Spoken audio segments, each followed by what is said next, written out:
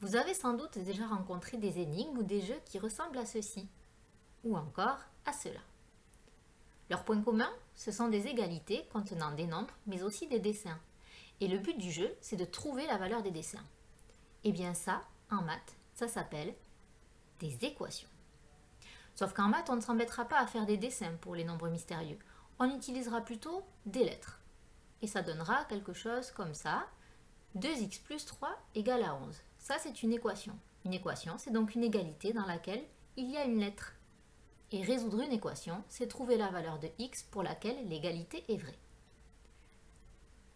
Donc, on cherchera x. Alors, pour résoudre cette équation, on peut tester une valeur prise au hasard. Je peux par exemple, prendre la valeur 1 et calculer 2x plus 3 lorsque x vaut 1. Ça me fait 2 fois 1 plus 3, ce qui donne 2 plus 3, 5. Ce n'est pas égal à 11. Donc 1 n'est pas la solution de l'équation.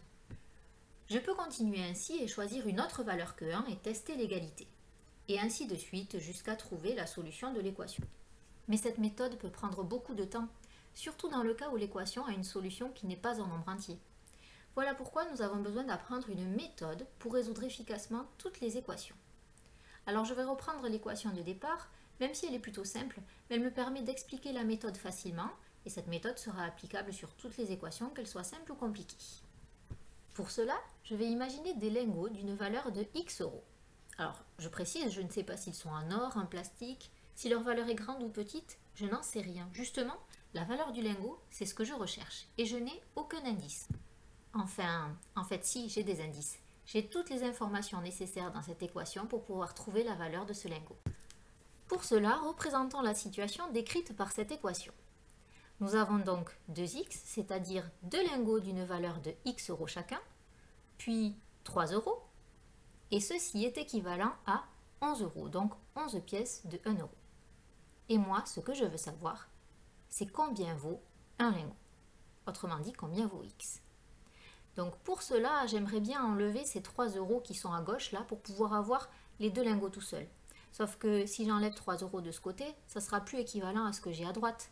Il faut donc enlever 3 euros aussi de ce côté-là. Donc voilà l'égalité que j'avais, je vais enlever 3 euros à gauche et à droite. Et je me retrouve avec une nouvelle égalité qui est 2 lingots, donc 2x, égale à 8 pièces de 1 euro, donc 8 euros. Je continue donc avec ma nouvelle égalité obtenue. Moi, j'aimerais avoir un seul lingot, la moitié de ce que j'ai. Sauf que si je prends la moitié de ce qui est à gauche, pour avoir ce qui est équivalent, il faut que je prenne la moitié de ce qui est à droite. Autrement dit, j'avais cette égalité-là, je vais prendre la moitié de ce qui est à gauche, donc un seul lingot, et à droite, la moitié, donc 4 pièces. J'obtiens donc un lingot est égal à 4 pièces, autrement dit, x égale à 4. Ça y est, j'ai résolu l'équation, la solution est 4. Alors reprenons un petit peu tout ce que nous avons fait. Nous avions cette équation au départ, la première chose à faire, c'est de mentalement se représenter la situation grâce à des lingots et des pièces. On a donc des deux côtés du signe égal, deux montants équivalents. Et ce qu'on va essayer de faire, c'est de manipuler ces montants jusqu'à connaître la valeur d'un seul lingot. Alors pour cela, il va falloir faire attention, puisque dès qu'on va manipuler le montant à gauche, il faudra faire attention à faire la même chose à droite. Par exemple, j'ai enlevé 3 pièces des deux côtés, ce qui me permet d'avoir la valeur de 2 lingots. Mathématiquement, j'ai enlevé 3 des deux côtés du signe égal. J'obtiens donc 2x égale à 8. Ensuite, il ne me reste plus qu'à trouver la valeur d'un seul lingot. J'y suis presque, je voudrais la moitié de ce que j'ai. J'ai 2 lingots, je veux la moitié, je veux un seul lingot. Je partage donc en 2 ce que j'ai à gauche et en 2 ce que j'ai à droite. Mathématiquement, ce que l'on a fait, c'est qu'on a divisé par 2 les deux membres du signe égal. À gauche, j'ai donc x et à droite, j'ai 8 divisé par 2, ce qui fait 4. Faisons un point sur ce que j'ai fait. Je me suis toujours basée à chaque étape sur la même propriété, qui dit que lorsqu'on fait la même opération aux deux membres de l'égalité, on obtient une nouvelle égalité. Et c'est grâce à ça qu'on résout une équation, car pour résoudre une équation, à chaque étape, on fait la même opération aux deux membres de l'égalité. J'ai par exemple soustrait 3 des deux côtés, ou divisé par 2 des deux côtés.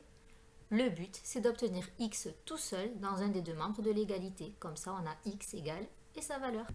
Voilà, vous venez de voir l'idée qui nous guidera pour résoudre des équations.